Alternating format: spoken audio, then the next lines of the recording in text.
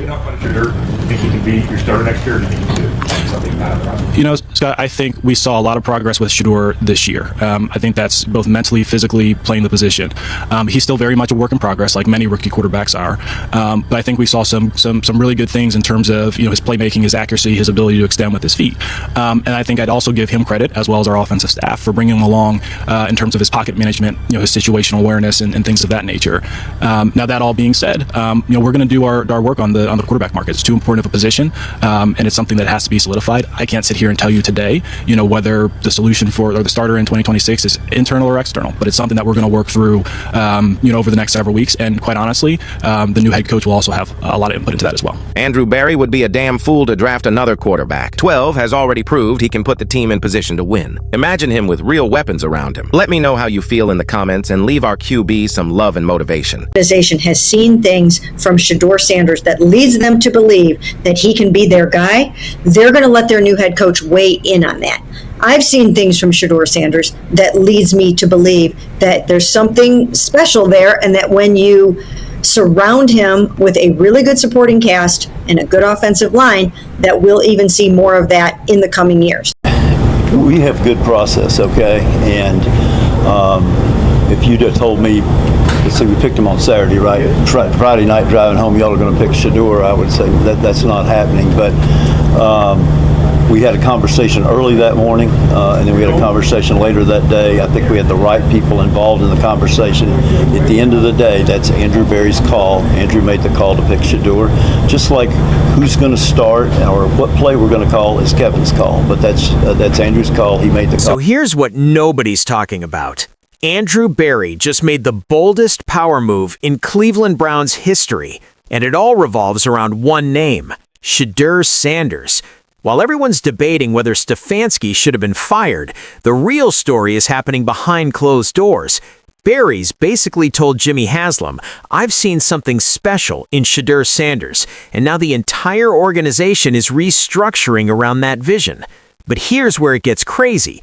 Berry's not just selling Haslam on a quarterback, he's selling him on a complete organizational reset. And Myles Garrett, he's caught right in the middle of this chess game. The question isn't if Shedeur becomes the guy, it's whether Berry can convince everyone else before it all falls apart. Most important thing, and that is address QB1, and they know that. So if Andrew can get QB1 right, then I think he'll be okay for the foreseeable future. But the truth is, quarterback, wide receiver, offensive line, defensive end. I mean, he's not gotten anything right really at any of those positions in 6 years, Mary Kay. Look, I'm going to be real with you right now. What went down in Cleveland over the past 48 hours wasn't just another coaching change. This was a calculated chess move orchestrated by Andrew Berry. And if you read between the lines, it's clear as day. Shedeur Sanders is at the center of everything. Let me break down what actually happened here, because the media is missing the biggest story of the offseason. Kevin Stefanski gets fired. Everyone saw that coming, but here's what most people didn't catch. Andrew Berry kept his job, and not just kept it, he's been given more power. He's running the entire coaching search. He's the one making the calls. And when Hall of Fame writer Mary Kay Cabot sat down to break this all down, she dropped a bomb that nobody's talking about. She said, and I quote, "I think in my heart of hearts that this organization has seen things from Shedeur Sanders that leads them to believe that he can be their guy." Wait, hold up. Let that sink in for a second. The organization has seen things from Shedeur, not they're interested, not they're considering him. They've seen things that make them believe he's the guy. That's not speculation anymore, folks. That's insider knowledge being dropped on a public platform. But here's where the power play comes in. Back in March, yeah, we're going way back here, Jimmy Haslam sat down at the owners' meetings and told Andrew Berry point blank, "You must nail this draft." Those were the exact words, "must nail it." That wasn't a suggestion. That was a mandate. That was Jimmy basically saying, "Your job's on the line, Andrew. Show me what you got." So what did Berry do? He went out and absolutely crushed the 2024 draft.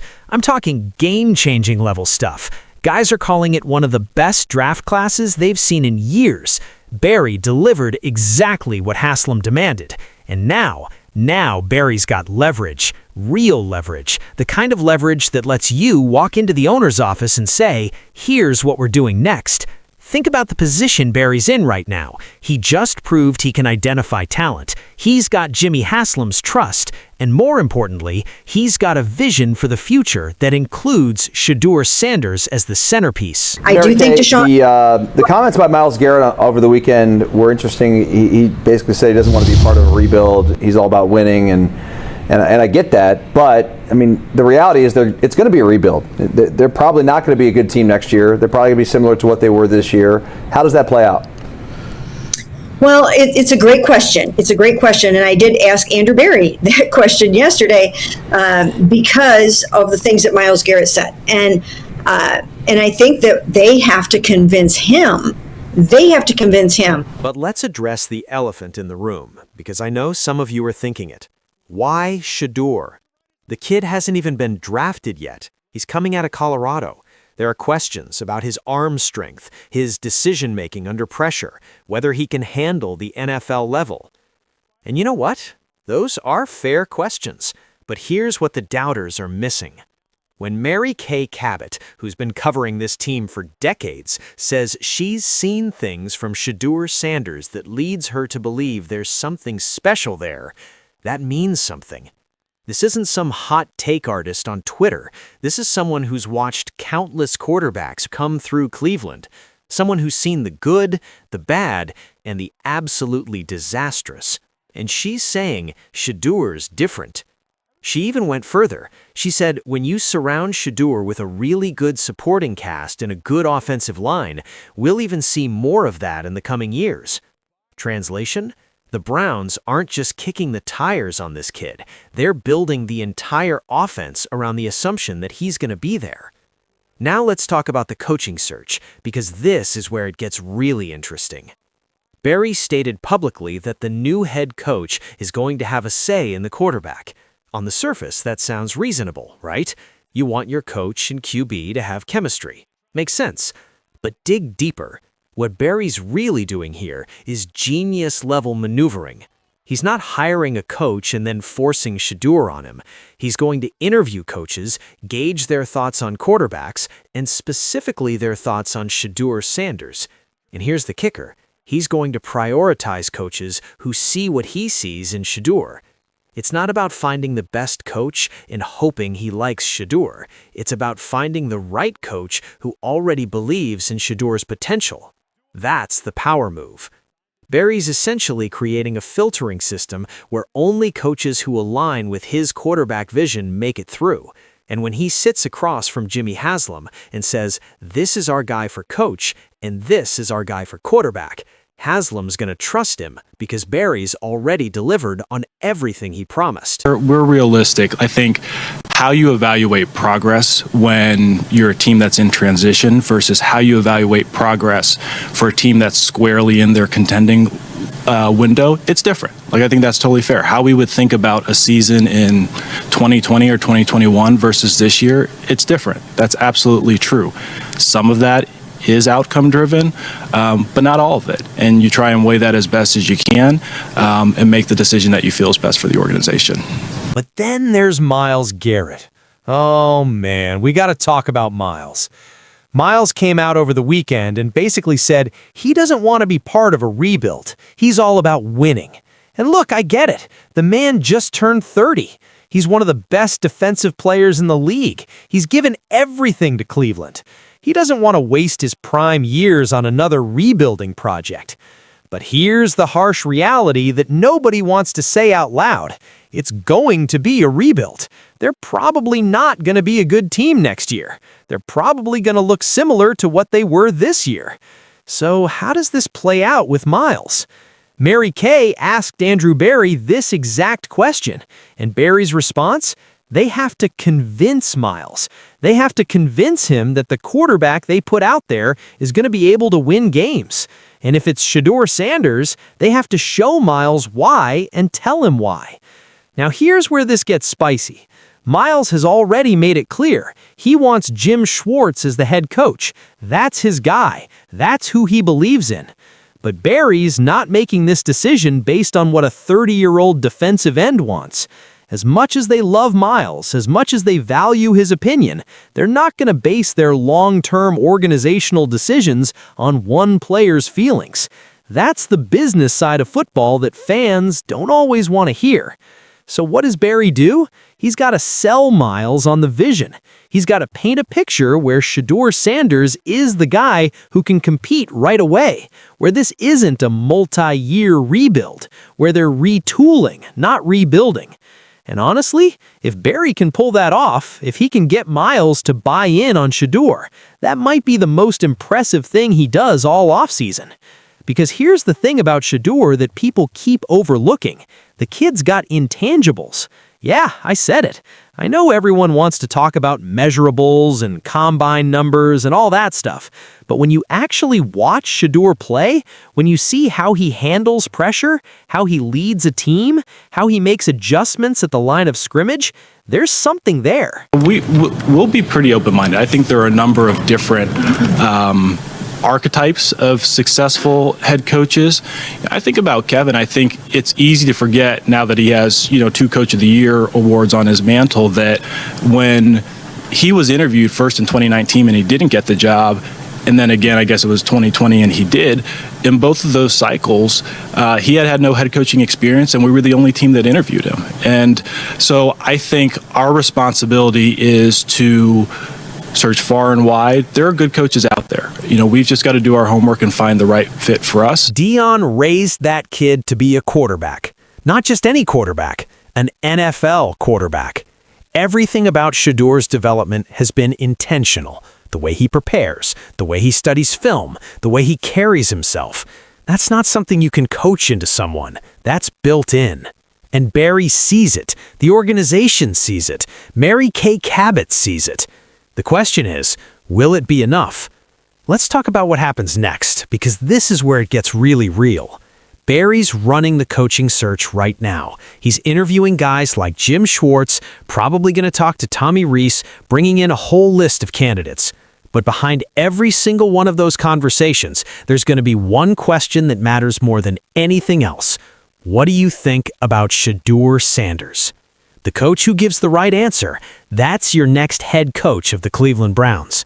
And once that coach is in place, once they're aligned on the quarterback vision, then comes the part that determines whether this whole thing works or falls apart completely. The draft. Because here's what nobody's talking about. The Browns are in a tricky position.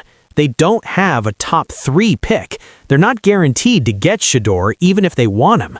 Other teams are going to be interested. Other teams are going to make moves. So what's Barry's play here? Does he trade up? Does he mortgage the future to guarantee he gets his guy? Or does he sit back and hope Shedeur falls to him?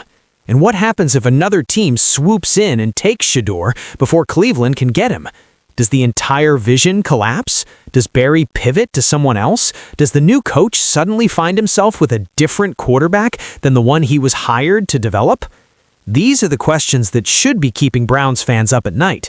Because right now, Barry's bet everything on this vision. He's convinced Jimmy Haslam. He's got the organization aligned. He's about to hire a coach based on this plan.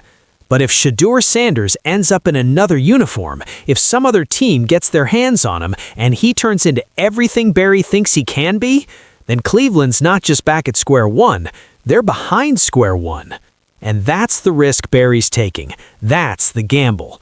But here's why I think this might actually work. Think about Barry's track record for a second. Yeah, he's had some misses, every GM has, but when he's had a clear vision, when he's gone all in on something, he's delivered. That 2024 draft, that was him executing a vision perfectly. Now he's got another vision, and this one's bigger. This one's not just about drafting good players. This is about finding that coach-quarterback synergy that turns franchises around. Mary Kay said it perfectly. When you have that coach and quarterback synergy, that's when the magic happens. And that's what Barry's chasing. Not just a good quarterback, not just a good coach, but that magic combination that creates something special. Is Shedeur Sanders that guy? I think Barry's already decided he is. I think the organization's already decided he is. Now, it's just about making it happen. And if they pull this off, if Barry manages to land Shedeur, pair him with the right coach, build the offensive line, get the weapons in place, and convince Myles Garrett to stick around for the ride, Cleveland might not be rebuilding at all. They might be reloading. Because here's the thing about Shedeur that makes this whole gamble worth it. The kid doesn't play like a rookie. Watch his tape from Colorado. Watch how he handles pressure. Watch how he makes pre-snap reads. Watch how he adjusts protection schemes. That's not college quarterback stuff. That's NFL quarterback stuff. And if you surround him with NFL talent, if you give him a real offensive line instead of whatever Colorado was working with, if you get him legitimate weapons at receiver in a running game that defenses have to respect, then yeah, maybe he can win games right away. Maybe this isn't a rebuild. Maybe this is just a transition. But it all depends on whether Barry can execute, whether he can land Shedeur in the draft, whether the coach he hires can develop him, whether the supporting cast he builds around him is good enough. That's a lot of whether. And that's why this is the biggest bet of Andrew Barry's career. He's not just betting on Shedeur Sanders, he's betting on himself. He's betting that his evaluation is right. He's betting that he can build a winner in Cleveland after decades of failure. So, here's what I want to know from you guys. Is Andrew Barry a genius for making this move, or is he about to become another Browns GM who got it wrong? Is Shedeur Sanders actually the guy who can turn this franchise around, or are we watching Cleveland set themselves up for another heartbreak? And what about Myles Garrett? Does he stick around and buy into the vision, or does he force his way out before this thing even gets started? Look, the next few months are going to define the Cleveland Browns for the next decade. Andrew Barry's made his move. He's put everything on the line. And whether you love it or hate it, you can't say it's not bold. Shedeur Sanders might be the answer Cleveland's been searching for, or he might be another name on the long list of quarterbacks who couldn't save this franchise. But one thing's for sure, we're about to find out. If you're as hyped about this as I am, make sure you hit that subscribe button and turn on notifications, because this story's just getting started. Drop your thoughts in the comments. Are you Team Shedeur or Team Chaos? Let's talk about it.